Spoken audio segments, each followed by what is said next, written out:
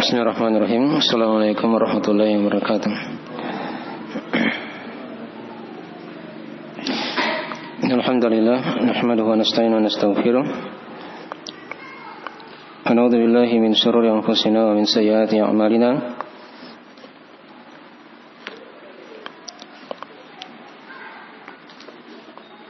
May yahdihillahu fala mudilla lahu wa may yudlil fala hadiya lahu.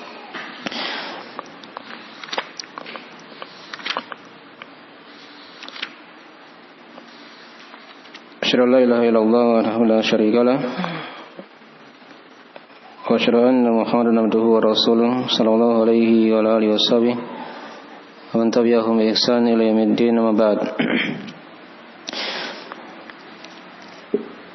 Ma'asyiral ikhwani fillah, azanillahu wa iyyakum rahimani wa rahimakumullah. Pada malam hari ini kita akan lanjutkan dari pembahasan kita mengkaji kitab Fadlul Islam karya Syekh Muhammad bin Abdul Wahhab An-Najdi rahimahullahu taala.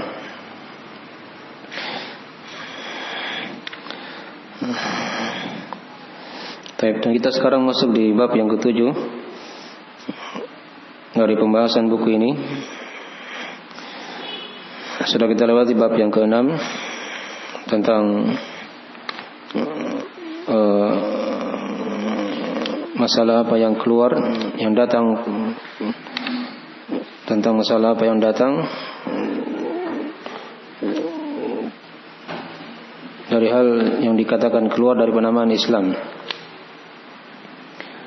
Ya, apa yang datang pada apa yang dikatakan keluar dari penamaan Islam. Ini sudah kita terangkan ya. Baik. Ya. Sekarang kita masuk di bab yang ke-7 dari penjelasan beliau rahimahullahu taala. Ya, kata beliau rahimahullahu taala, bab wujubi dukhuli fil islami kullihi wa tarki ma siwa. Bab tentang kewajiban masuk dalam agama Islam seluruhnya dan meninggalkan apa yang selainnya. Ya. Dan meninggalkan apa yang selainnya. Baik.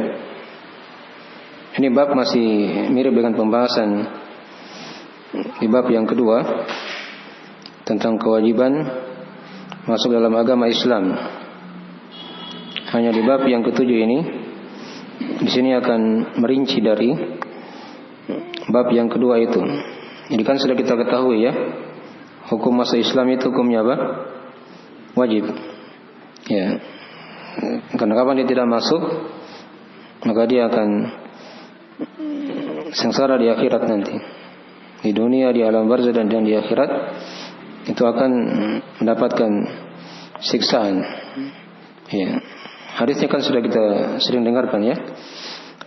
Di mana ada ayatnya sudah kita baca di bab yang kedua. Di mana kata Allah Subhanahu wa taala, "Innad dina indallahil Islam." Sesungguhnya agama di sisi Allah hanyalah apa? Islam. Jadi agama yang diridhai itu hanyalah Islam saja. Kemudian diterangkan di ayat yang lain juga di surah Al-Imran itu, "Wa may yabtaghi ghairal islami dinan fala yuqbala minhu wa huwa fil akhirati minal khasirin." Dan siapa saja yang mencari selain Islam sebagai agama, maka tidak akan diterima darinya. Jadi dia beragama apapun di dunia ini tidak akan diterima oleh Allah, dan di akhirat akan menjadi orang-orang yang merugi. Ya. Jadi diancam dengan kerugian, kebinasaan pada hari kiamat nanti. Kemudian sudah kita terangkan juga hadis riwayat Imam Muslim, di mana kata Nabi sallallahu alaihi wasallam, la yasma'u bi ahadun min hadhil ummah yahudiyun aw nasraniyun thumma yamutu wa lam yu'min billadhi ursiltu bihi illa kana min ashabin nar. Tidaklah mendengarkan aku diutus, kata Nabi, salah seorang dari umat ini, apakah dia Yahudi atau Nasara, kemudian dia tidak beriman Apa kemudian dia meninggal dan dia tidak beriman apa yang dia meninggal dan dia tidak beriman pada apa yang aku dibawa dengannya, kecuali dia menjadi penghuni apa? Neraka. Itu kan ayat dan hadis sudah menjelaskan ya tentang masalah wajibnya masuk dalam agama Islam. Jadi bukan pilihan di situ ya. Boleh dia berislam, boleh tidak. Boleh masuk, boleh tidak. Tapi itu wajib. Ya, itu sudah kita terangkan di bab yang kedua. Nah, di sini di bab yang ketujuh ini akan dirinci di sini. Ya, bab wujubi ad-dukhul fil Islam kulli. Ya, bab tentang kewajiban masuk dalam agama Islam seluruhnya. Ya, secara sempurna. Wa tarki ma siwa. Ditambah lagi dan dia meninggalkan apa yang selainnya. Ya. Nah, ini kalimat wajib sudah diterangkan tadi ya. Untuk masuk dalam agama Islam. Islam di sini maksudnya Islam yang khusus. Yang sudah kita maklum ya. Itu Islam yang Nabi Muhammad SAW bawa. Ya, bukan Islamnya Nabi dan Rasul secara umum ya. Ya. Karena seluruh Nabi dan Rasul juga dikatakan Muslim. Ya. Tapi yang dimaksud di sini adalah Islam yang khusus. Islam yang Nabi SAW bawa yang telah kita saksikan hari ini. Ya. Kewajiban masuk dalam agama Islam kullihi seluruhnya. Ya. Jadi dikatakan seluruhnya maksudnya secara totalitas, sempurna begitu ya. Jangan ada yang dia masuk sebagian kemudian dia tinggalkan sebagian. Dia masuk seluruhnya. Jangan ada yang dia tolak dari perkara agama ini. Nanti akan diterangkan ya dari maknanya. Wa tarki ma siwa, dan dia meninggalkan apa yang selainnya. Ya, kalimat dia meninggalkan apa yang selainnya ini jelas ya. Ini kalau dia sudah masuk dalam agama Islam seluruhnya, itu tidak mungkin dia akan masuk juga ke agama yang lain kan. Itu pasti dia akan tinggalkan agama yang lain kalau dia sudah masuk dalam agama Islam secara apa? Sempurna. Ya, secara keseluruhan. Baik. Dipaham ya? Jadi bab ini ada kaitannya dengan judul buku yang kita bahas ini ya tentunya. Itu tentang kitab keutamaan Islam. Karena Islam itu adalah agama yang diridhai oleh Allah, yang wajib seorang masuk dalamnya. Jadi ini bab merinci dari pembahasan itu, merinci dari pembahasan tersebut. Baik. Kemudian dari sini juga dari bab ini juga dipahami oleh para ulama, dalam Islam itu ada dua perkara yang perlu diperhatikan. Ada yang namanya dia berhias dengan amalan soleh, masuk Islam kan? Ya. Kemudian yang kedua, dia berlepas dari hal-hal yang menyelisih apa? Keislaman. Ya. Kalau dalam istilah agama kita ada tahliyah, ada takhliyah.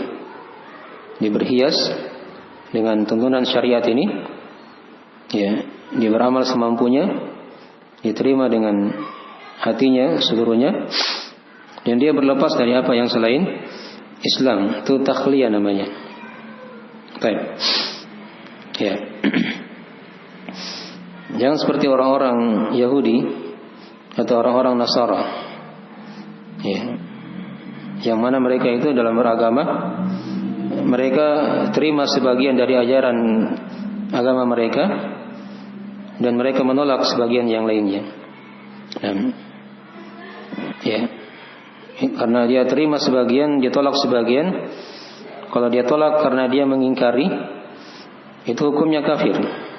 Hukumnya apa? Kafir. Jadi bedakan ya, kalau dia tolak mungkin karena hawa nafsu misalnya, dia tahu itu tuntunan agama. Dan kalau dia tolak karena hawa nafsunya misalnya, itu lain lagi masalahnya. Dia tidak dikafirkan. Ya, dia tidak dikafirkan. Tapi kalau dia tolak karena dia mengingkari tuntunan agama itu, maka ini dari hal yang apa? Yang mengkafirkan. Ya, kita bacakan dua ayat di sini. Ada contoh di dalam Al-Quran diterangkan di surah Al-Baqarah ya, ayat 85. tentang kisah orang-orang Yahudi. Kisah orang-orang Yahudi. Diterangkan oleh Allah Subhanahu wa taala, "Afatu'minuna bi ba'dil kitabi wa takfuruna bi ba'd. Fama jazaa'u man yaf'alu dzalika minkum illa khizyun fil hayatid dunya wa yaumal qiyamati yuradduna ila asyaddil 'adzab wa ma Allahu bighafilin amma ta'malun." Ya. Kata Allah, apakah kalian beriman? Afatu'minuna bi ba'dil kitabi wa takfuruna bi ba'd. Apakah kalian beriman sebagian kitab dan kalian ingkari sebagian yang lainnya? Jadi perhatikannya, ini dari contoh ya, orang-orang Yahudi. Dan mereka beriman kepada Taurat, tapi tidak seluruhnya, hanya sebagian saja. Mereka ingkari sebagiannya. Nah, maka diterangkan oleh Allah, maka tidak ada balasan untuk orang yang melakukan perkara itu. Nah, dari kalian orang-orang Yahudi, kecuali khizyun fil hayati dunia, dia akan mendapatkan kehinaan, kerendahan di kehidupan dunia, dan pada hari kiamat nanti dia akan dikembalikan kepada siksaan yang paling pedih. Ya, Allahu bighafilin amma ta'malun. Dan tidaklah Allah lalai pada apa yang kalian amalkan. Nah, ini sifat Yahudi di antara sifatnya ya.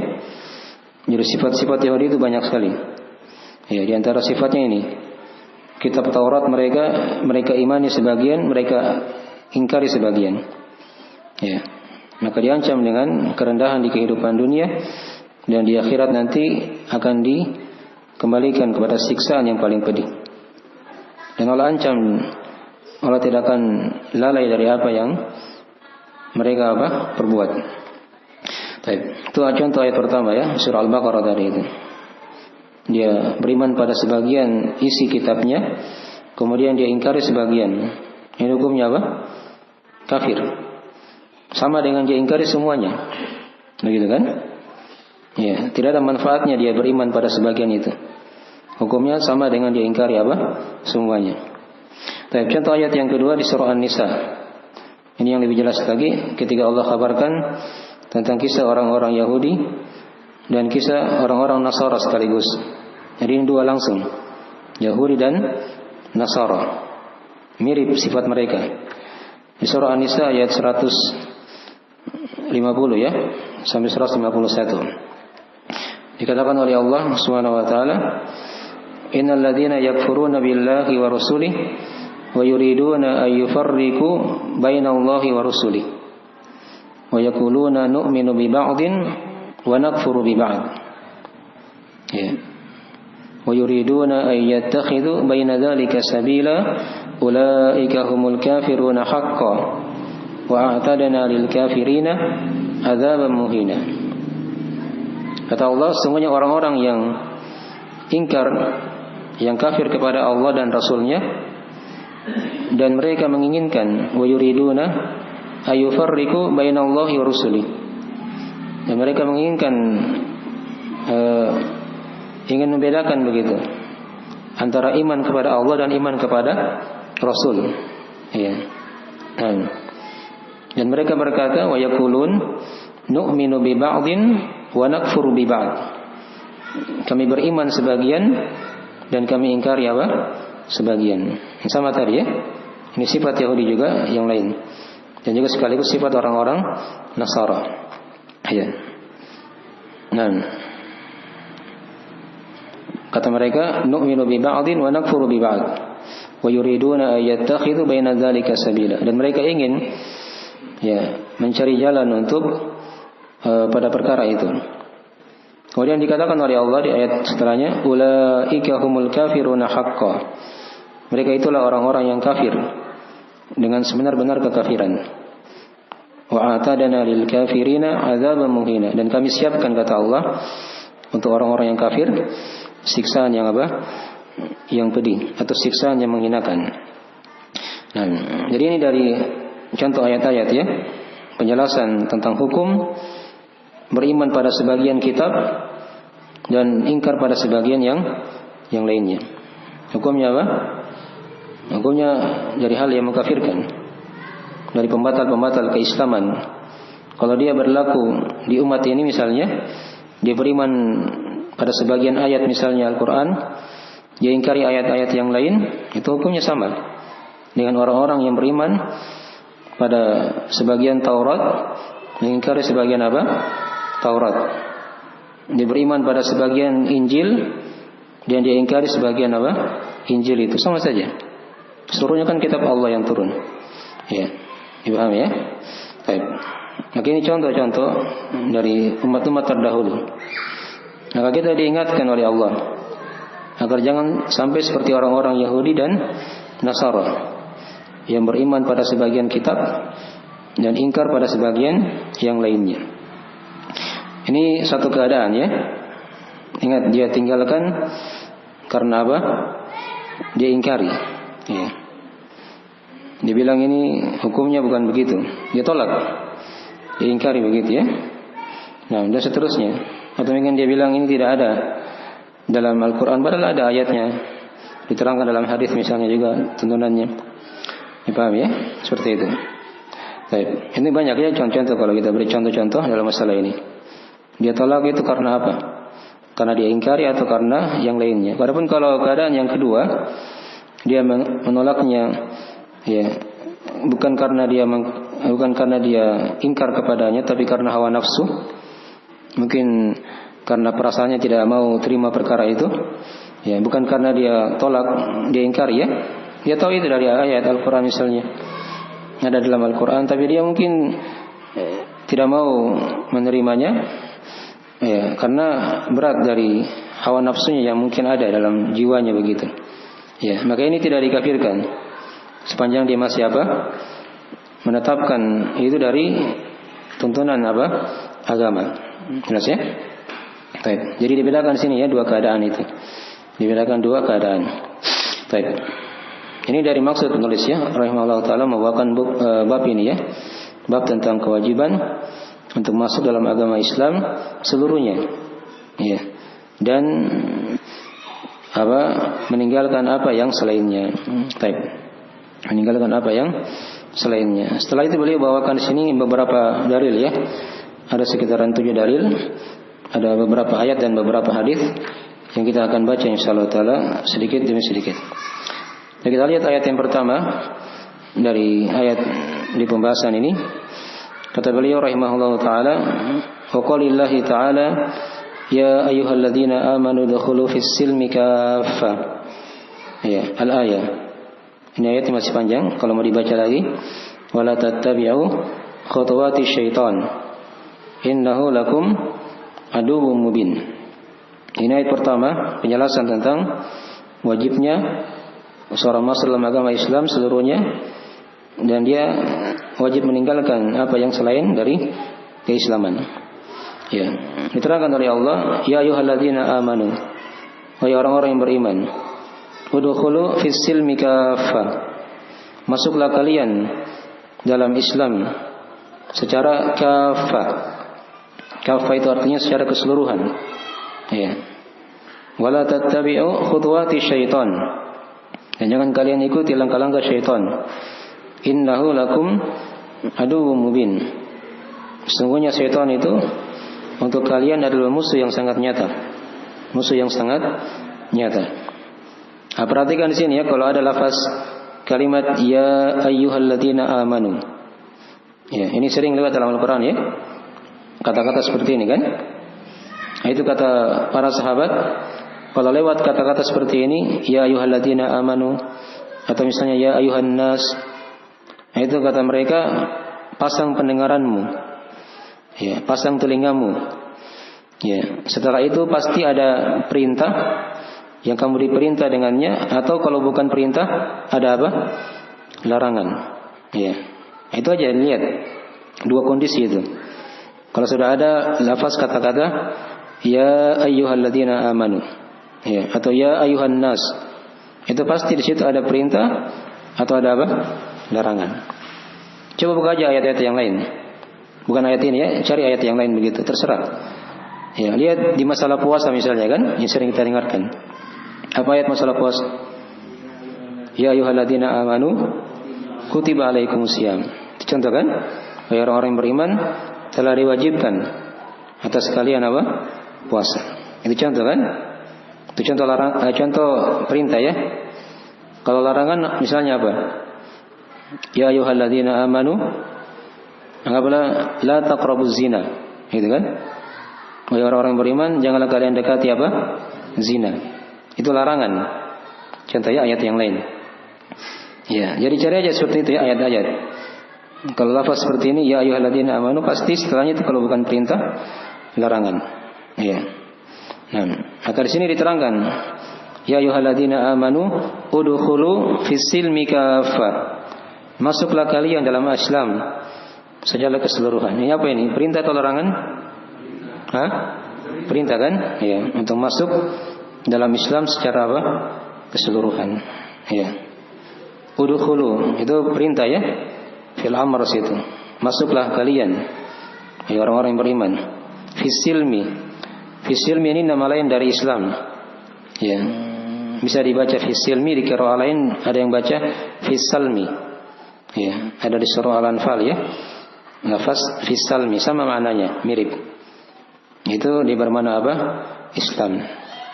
Secara kafah. Kafah artinya jami'an, secara keseluruhan. Ya, secara keseluruhan. Wala tattabi'u khutuwati syaitan. Kalau ayatnya disambung nanti lihat ya. Dan jangan kalian mengikuti langkah-langkah apa? Syaitan. Syaitan itu dari asal kata maknanya dari dua makna. Ya, dari kata syatana. Syatana artinya yang jauh dari kebaikan. Nah, yang jauh dari kebaikan itu dikatakan syaitan. Atau mana yang kedua, syaitan bermana dikatakan dia syaitan karena dia dicipta dari api yang menyala-nyala. Karena syaitan kan dari bangsa apa? Bangsa jin. Ya, dan jin dicipta dari api. Nah, wala tattabi'u khutuwati syaitan innahu lakum aduwwum mubin. Sungguh syaitan itu untuk kalian adalah musuh yang sangat nyata. Ya. Ini musuh kita yang sangat nyata ya, syaitan. Dia sudah hidup. Ya. Dengan waktu yang sangat lama. Sebelum kita dicipta oleh Allah, sudah ada syaitan. Ya. Bahkan ketika ayah kita Nabi Adam alaihissalam belum dicipta sudah ada apa? Syaitan. Sudah ada iblis. Ya. Yang dulunya beribadah kepada Allah. Ya, dan ringkas cerita, ya, dia hasad kepada Nabi Adam alaihissalam dan terlihatlah dari sifat aslinya. Nah, sifat aslinya, dia ingkar kepada perintah Allah Subhanahu wa taala untuk menghormati Nabi Adam. Nah, sehingga dia dihukumi oleh Allah sebagai makhluk yang kafir. Nah, makhluk yang kafir. Baik, itu syaitan ya. Dia merupakan musuh yang sangat nyata. Ya. Jadi ayat ini jelas sekali ya, penjelasan tentang kewajiban masuk dalam agama Islam secara apa? Keseluruhan. Ya. Tidak boleh dia masuk sebagian, diambil sebagian syariat, dia tinggalkan sebagian yang lain. Ya. Tapi tadi ada rinciannya ya. Dia tinggalkan karena apa? Kalau dia ingkari itu hukumnya kafir. Kalau dia tinggalkan bukan karena dia mengingkarinya, tapi karena hawa nafsu, itu hukumnya dosa besar. Tidak dikafirkan. Ya. Dan diterangkan tadi di akhir ayat yang diingatkan oleh Allah Subhanahu wa taala, wala tattabi'u khutuwati syaitan. Dan jangan kalian ikuti langkah-langkah syaitan. Di antara langkah syaitan itu tadi ya, seperti orang-orang Yahudi dan Nasara. Mereka beriman pada sebagian Taurat, ingkar pada sebagian yang lainnya. Mereka beriman pada sebagian Injil, ingkar pada sebagian yang lainnya. Ini diantara langkah-langkah syaitan. Ya, tipu daya syaitan. Innahu lakum aduwwum mubin. Baik. Jadi jelas ya, ini faedah pokok ayat. Penjelasan tentang kewajiban masuk Islam secara keseluruhan, totalitas.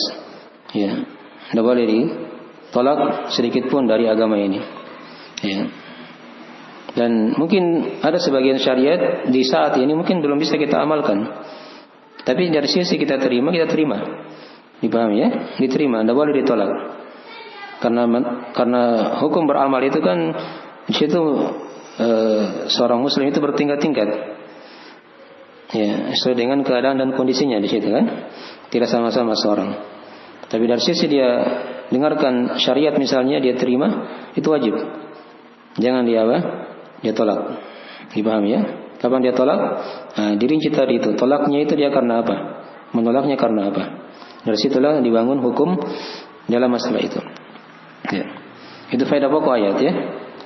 Ya, kemudian dari faedah ya, tambahan dari ayat ini juga di sini penjelasan ya. Tadi tentang faedah kalimat ya ayyuhalladzina amanu. Dan juga padanya ada penjelasan keutamaan iman. Ya. Yang masuk dalam agama Islam itu hanyalah orang-orang yang beriman saja, yang berislam dengan keislaman yang benar. Dan juga padanya diterangkan kepada kita dari sini juga penjelasan dari sebagian penamaan Islam. Ya, kadang dikatakan silmi, ya, as-silm, ya, as-silmi atau as-silmu. Kemudian dari sini juga diterangkan kepada kita dari ayat yang telah kita baca, haramnya seorang itu dia mengikuti langkah-langkah syaitan. Dan juga padanya ada penetapan adanya syaitan. Dan diterangkan juga padanya dari hakikat syaitan itu, dia merupakan musuh yang sangat nyata. Musuh yang sangat nyata. Baik. Ini dari sebagian faedah ayat ya. Dan faedah pokok sudah jelas tadi. Padanya ada penjelasan tentang kewajiban untuk masuk Islam secara keseluruhan, dan sekaligus larangan padanya untuk meninggalkan sebagian dari agama ini. Baik.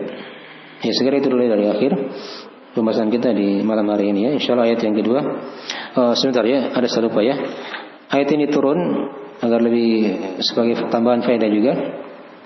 Di sini ada penjelasan dari para ulama di tafsir dari sebab turunnya ayat ini. Ya, sebab turunnya ayat ini. Jadi ayat ini turun kata para ulama diterangkannya tentang kisah orang sahabat ketika itu. Dulunya dia orang-orang dari masuk orang Yahudi ya. Seorang sahabat Nabi yang dulunya dia dari orang Yahudi yang bernama Abdullah bin Salam. Ya, Abdullah bin Salam dan teman-temannya ketika itu. Ya, ketika dia masuk Islam, ini sahabat ya. Abdullah bin Salam ini ya, dia tidak suka di situ daging onta dan susunya begitu. Ya. Dia langsung bicara sama Rasulullah. Ya, ada sebagian perkara agama ya, saya tidak suka, seperti makan daging onta dan minum susunya. Ya. Apa ini hukumnya? Dia tidak suka ini kan? Gitu kan? Nah, ketika didengar perkara ini, turunlah ayat tadi itu. Ya. Ya ayyuhalladzina amanu dukhulu fis-silmi kaffah wa la tattabi'u khutuwati syaitan. Innahu lakum aduwwum mubin. Ya.